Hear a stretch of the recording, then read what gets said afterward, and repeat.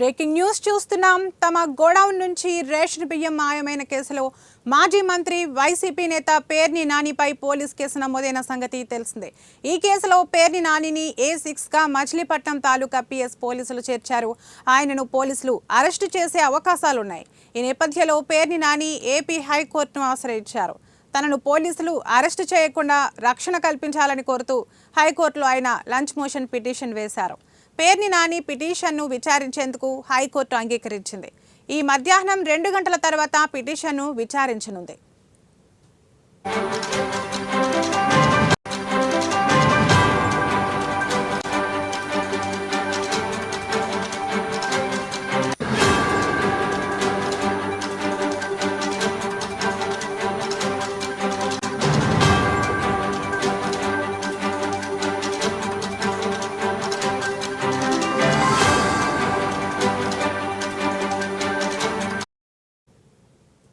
మరోవైపు ఈ కేసులో A1గా ఉన్న పేర్ని నాని భార్య జయసుధకు ఇప్పటికే ముందస్తు బెయిల్ మంజూరైంది.